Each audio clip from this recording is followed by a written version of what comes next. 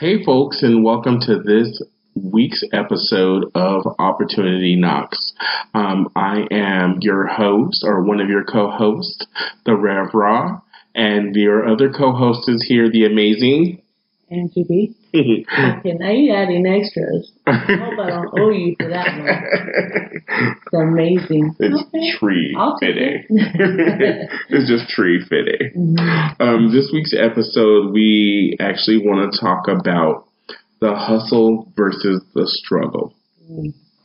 So with this episode, of course, we do want to put in our usual current events / our social media stuff. But I want our main conversation to kind of be more about those things that we have as dreams versus those things that maybe are leaving our dreams or are becoming our challenges. I fondly call this our dreams and misdemeanors. So I guess how I want this to get started is let's talk about, what are our dreams. So, Angie, do you have a specific dream you want to share? Other than getting a chance with Janet Jackson? Yes. Oh, not that dream. No, not that one. No, not that dream. one. Just stick to the dream. I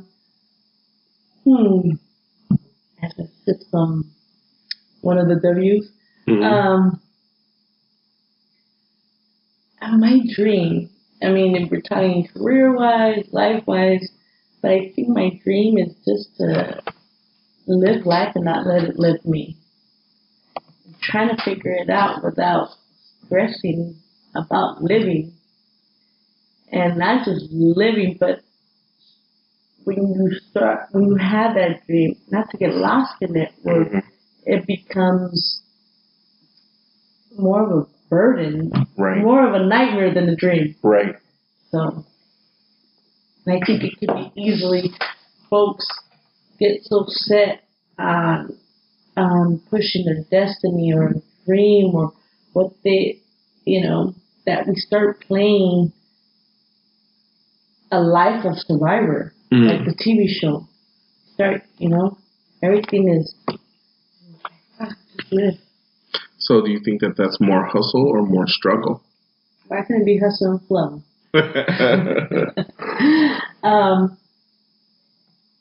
Another sip. I'm thirsty. I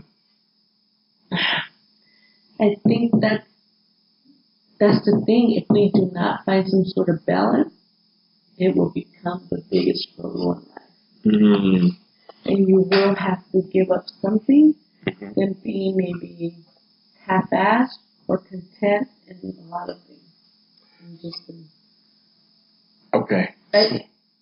It all depends on what it is for you as an individual. What is true happiness? What does a dream mean to you? What does hustle mean to you? Right. For me, when I think about it, so for the listeners, I don't know if I've shared with you all, but ultimately, I'm a seminary student. I've been doing my pagan ministry for over 20 years, so doing mainly community work. And I'm at the point in my life where my ultimate goal is to open a church someday. And, I want to open a church for those people who feel like maybe they've been left behind spiritually. And this is a place where, it will be multi-faith, and it gives people an opportunity to look at maybe life and religion from a different perspective where it's not that dogmatic thing. Now, the struggle piece of that is knowing how to balance what my current life is with what that dream is going to be. Right now, the struggle is, okay, I know that I have a message and I know that I have something to say, but I want to have the education to back up what I'm saying, if that makes sense. What if some of those struggles is something saying you need to tweak that dream because it's not for you? And it's possible, because I've looked at different ways, and right now the universe has been very kind to me where, I had talked about looking for a building and suddenly different properties have appeared, and it's like, okay, I know that when I really want something, the universe is giving it to me a little bit. But it's about, do I take it? It's just a greedy bitch, isn't it? Well, the thing is, it's whether or not do I really want to like take that all in right now. Mm-hmm. And honestly, I don't, because again, for me, there's something that's very validating about the education piece that will help me in the long run. So, like right now, for me, the hustle part is, okay, starting to put the pieces in place that will lead to that dream. So that means, okay, one, I got to finish school. Regardless. That's my number one priority. But two, looking at the folks that I know that will want to come with me in the future, and looking at those people who maybe are potential leaders and really showing them what leadership looks like, so that when the time comes, they're ready, if that makes sense. But my thing is, what if that dream changes? So all that hustle is just got fucked up, right? Mm-hmm. And you had to tweak it or whatever. Right. Well, what? It's like, so what now? So some people just stick with that dream because it's easier than, starting over or Well, I guess my counter question or my counterpoint would be to you is that with the dream that you gave, it was very vague. Mm-hmm. So what is something that's a more specific, attainable dream for you? I think at this point in my life, and I think I'm just at a point where I'm not trying to make a commitment with no dream. Mm. Because if I make a commitment with a dream, I'm stuck in that dream. Because more than likely, I'm going to want to make that dream happen, like a fucking werewolf. Like, I have to make it happen now because I've been invested so much in it already, and I can't. This is where I have to go. Education, this. Everything I've lined up and then fucking hustle for, I already set in this direction. Why even fucking tweak it or do all that work? I'm going to waste time. Why am I going to start over? Let's just go for that dream. Some people just stay with that dream. Some people tweak it. Some people... So it's like, what if you set that one dream, we're just so stuck on just, what if life tells, like, it's time to change it, or maybe this is the way you should go, or what is something. But some of us, that mentality, like, no, we already invested this. Well, one thing that you're making me think about is that color test. What you about to say? I'm a motherfucking orange. I could have told you that. Well, the thing that's so funny about... Okay, folks, so just to fill you in a little bit, you know that there are different tests that are out there to figure out your personalities. There's the Myers-Briggs test. There was this test that I came across in my former career, which was really like a behavior styles test. That's what I think they called it. And then there's also this similar test that I recently have found with this organizing work where we look at people's styles based on color. And, each color has its own specific meaning and its own style. And for myself, if I'm not mistaken, I know I was a blue-green, which means I'm more emotional but also very practical. Yes. Whereas you were orange, and what was your other color? I don't even fucking know. I thought it was a fucking rainbow. But you were the free spirit. You were the free spirit color. Yeah, and I think my last color was gold. So I was tied with green and whatever blue. Okay. But I'm glad you're explaining it, Matt, because when you were like color test, I would have been like, oh, I've seen the movie. I could pass this motherfucking test real quick. Colors. But good thing. Okay.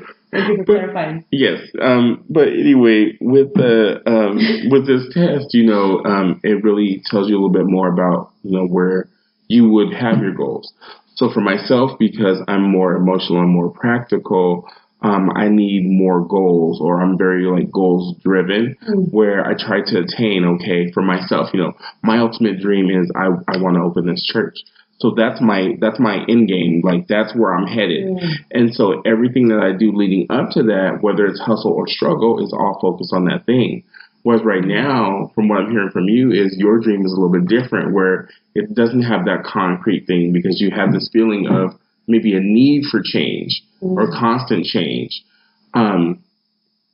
Not that that's a bad thing or a good thing. I think it's just that it's a part of what your actual style is, and just being aware of that.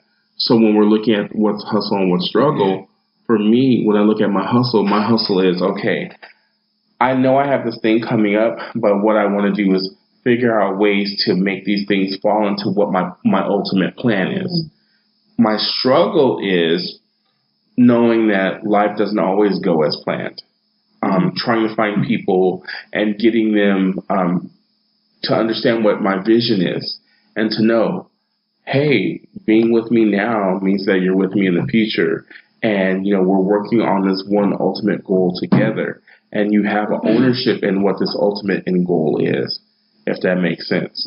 Whereas sometimes hustle can maybe be the opposite of that, where it's more about the work and what's happening now. And you might kind of know what my end goal is, but right now we're in the hustle mode. So we're trying to get the most out of people, things, money, whatever it is. We're really just in that maybe reactionary mode, if that makes sense. Whereas maybe struggle can be a little bit more about how do you plan stuff. Because, and this is real truth, this is real talk right now. Okay. Think about... you bring in this from Sunday to one fucking Tuesday. You don't even got to go to church. Go ahead. But think about it, for those of us who have bought a home or and I'm not trying to use that privilege against anyone. This is just an example. When I first bought my home, that first couple weeks was top ramen. Those were top ramen weeks because I had taken a big chunk out of my 401k. My first mortgage was coming. So literally I had to put furniture in my house. And it's not that I didn't already have a few things, but when you've been living with your parents, what do you have? Yeah, I have a bedroom set and a desk. And then suddenly I have to fill a whole house with stuff. And so literally those first couple weeks, maybe first couple months, it was top ramen. And that's that struggle piece. But with that being said, because that was the struggle time, I literally planned stuff. So I knew when I was going to, instead of maybe buying more top ramen, I was going to save that money because I knew we were going to go out for something. You know what I mean? Or if I knew a certain bill needed to get paid, but I knew I was not going to have as much money, then okay, I'll do top ramen, or I'll make spaghetti, or I'll make sure I buy stuff so I have either one of those options because they're cheap and they're quick. You know what I mean? So it's about knowing how those different modes fall for each of us.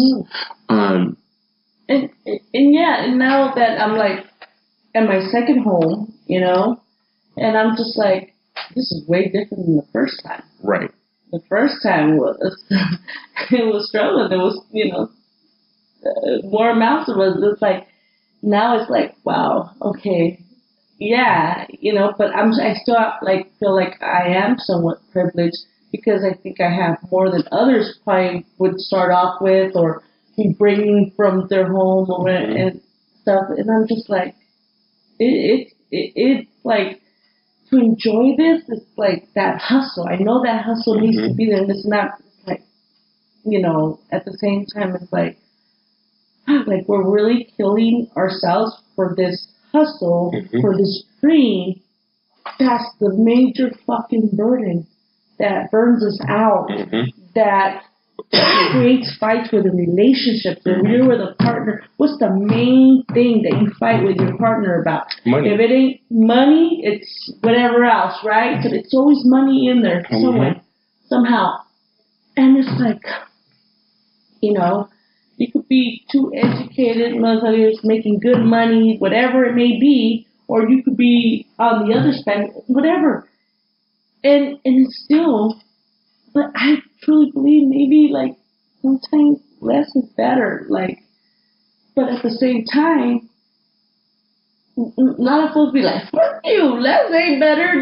Get the fuck out of there. That's your privilege talking. And again, but that's when you have to really decide whether it's really about the hustle or if it's about the struggle. Right now, this moment may be a struggle for you, But what's more important? Is it really your hustle? Is it, the work that you're doing? Is that more important? And if that's more important, you have to understand that you're going to have some struggle in there too.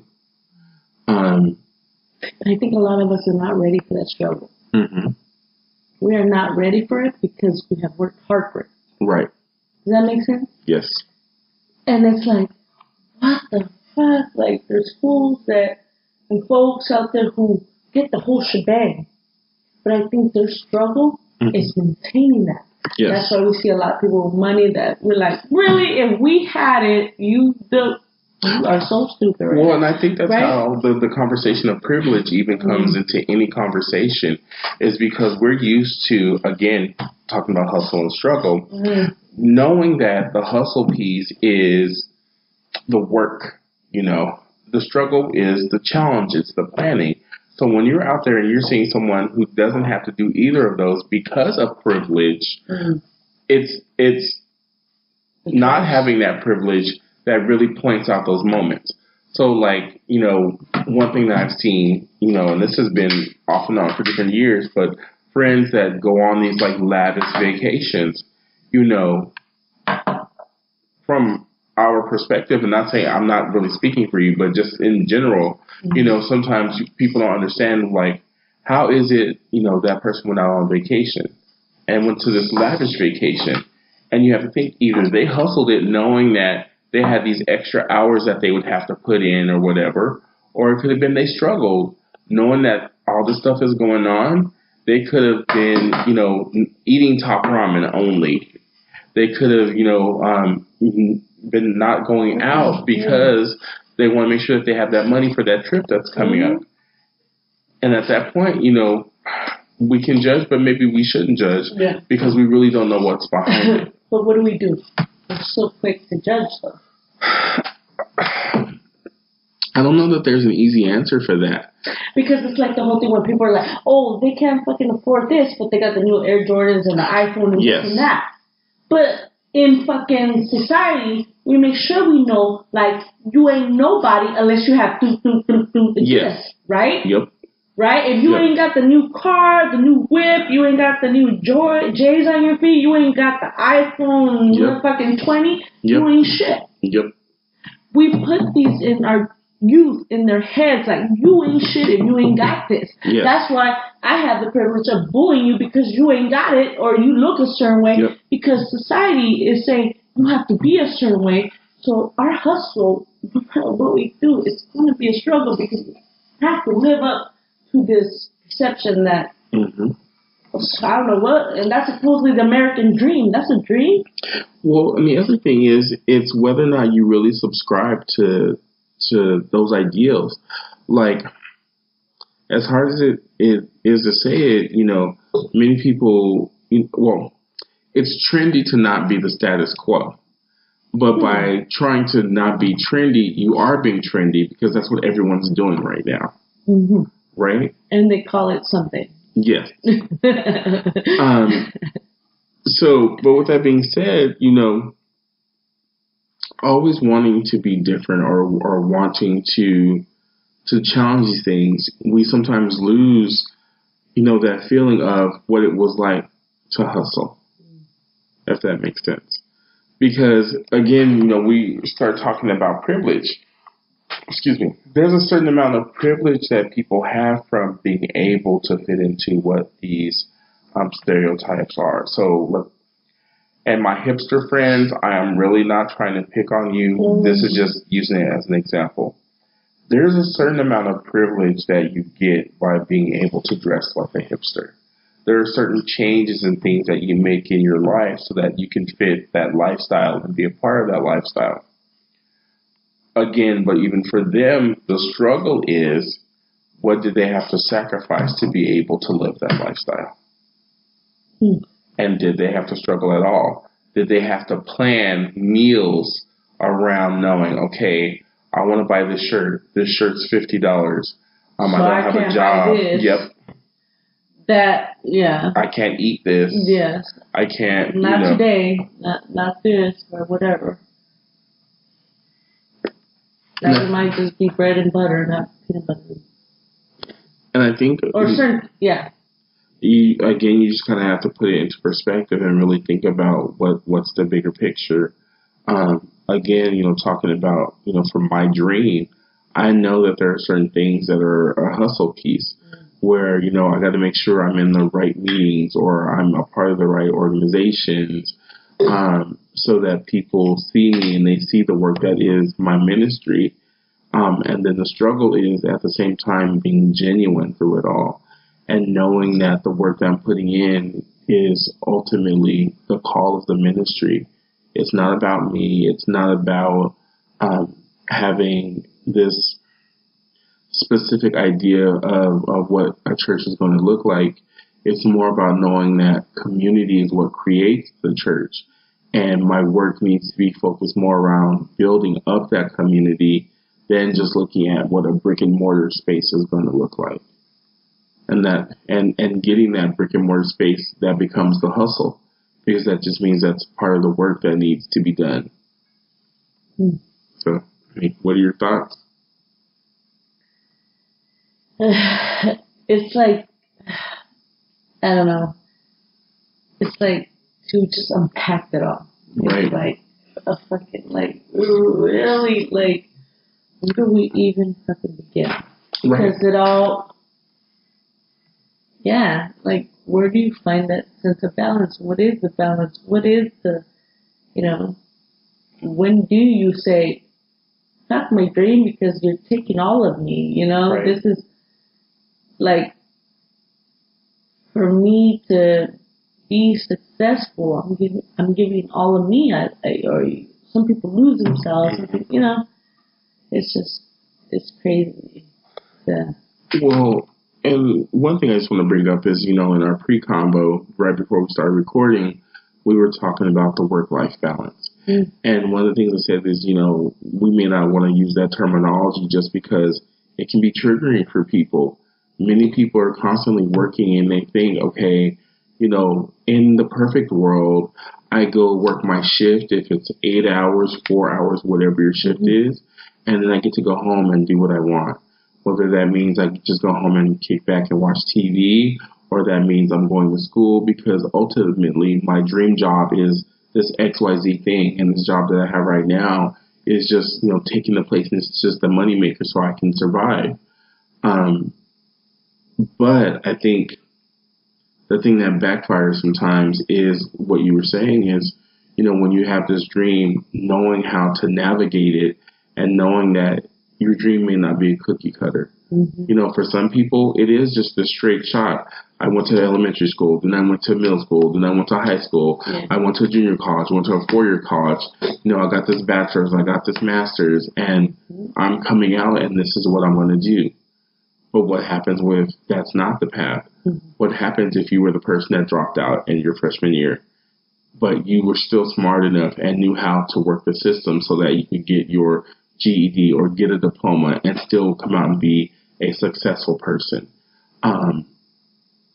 The other thing is, how do you redefine yourself? And do you have to redefine yourself? Because when you're looking at this hustle and struggle, you may be the same person, but depending on the situation, you may have to change.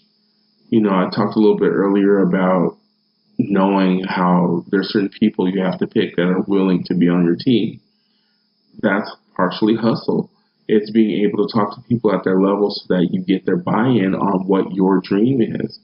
Mm. But knowing that it's also an exchange, because they may want something in the future. And so it's not just that they're just suddenly volunteering for your dream, but they're volunteering for their dream too. And it's just hoping that at this moment you share the same dream, if that makes sense. Yeah, but it's like it's like a constant game. It's like a real fucked up game. Okay, boo boo. No one ever said life is easy. Yeah, I know, but it's crazy, and for others it's way, way crazier, a whole different level kind of crazy, and for some it's like, So, like, depending on who you are. Again, boo boo. No one ever said life was going to be easy. Or fair. No, and I think it's how we, I don't know, deal with it with each other, and that open communication, and people just having that dialogue, even if things, I think it changes, yeah. So let me throw out a dream for you, and let's kind of unpack it and work through it. So, in the past we've mentioned that we're working with a community organization, and one of the aspects of it is having an LGBT space. Now, let's use that as your ultimate dream right now. What are the things that you're willing to hustle for it?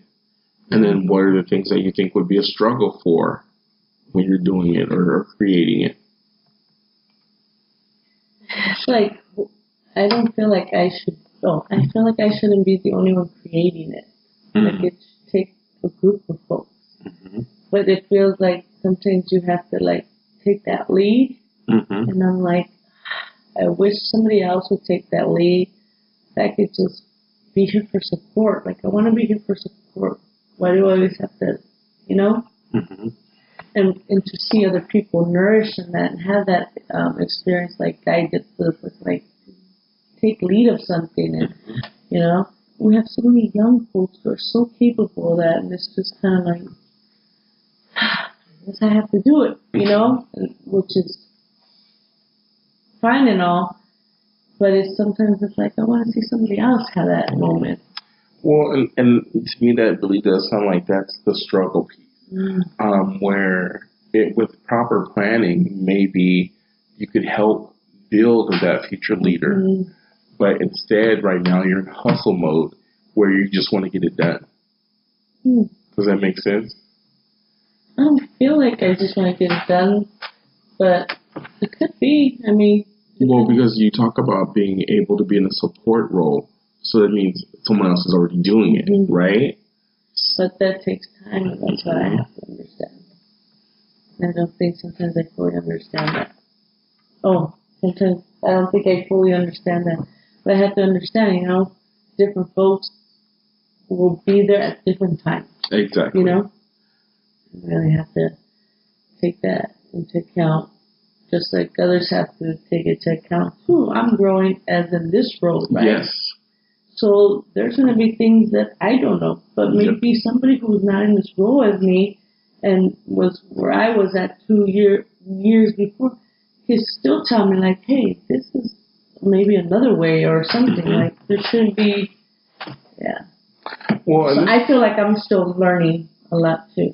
Well, and this is something I think that we've kind of talked before about, and I think we maybe even mentioned it on one of our previous episodes, mm-hmm. but building your own personal board of directors. Mm. Building that group of people around you that can be a support, where there's not necessarily one person that's taking the lead, mm-hmm. but when it comes to your life specifically, you are the CEO and you have your board that you talk to about things, whether it's decisions you're going to make, or if you just need to really kind of talk about where your life is going, mm-hmm.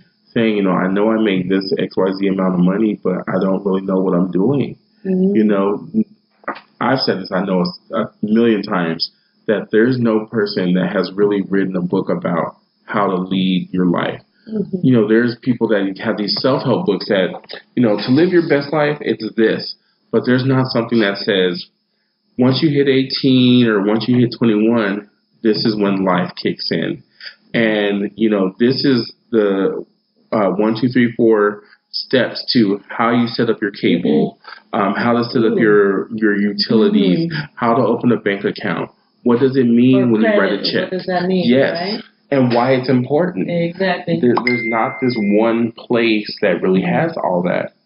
Now, in the past we've had Job Corps and those kind of things that really will teach you basics, but life doesn't have an owner's manual. Mm-hmm. Does that make sense? Mm-hmm. And so literally we're just going at it blind, trying to figure out who we are and what we are. But at least if you pick your board of directors, you have other people that are your confidants that you can say, hey, I don't know how to do this. Is this something you know how to do? Or even putting it out to, if you have a group chat, hey, folks, in the chat, okay, I have this situation that's coming up. I don't know how to handle it. Does anyone, have this experience? Mm-hmm. And hopefully with your board of directors, they help guide you where you should go, And I think a lot of folks don't think like that, and we don't have that, so therefore, we have what we have. So people are hit and miss with each other because they're not seen here because this little one blockage is like. And I think, ultimately a lot of times people don't know how to handle conflict.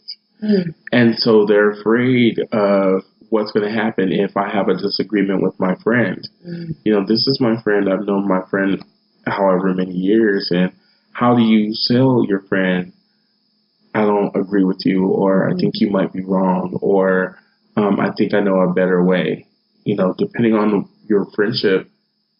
And depending on whose dream it is. Exactly. Right? It's not always, you're not always going to jive.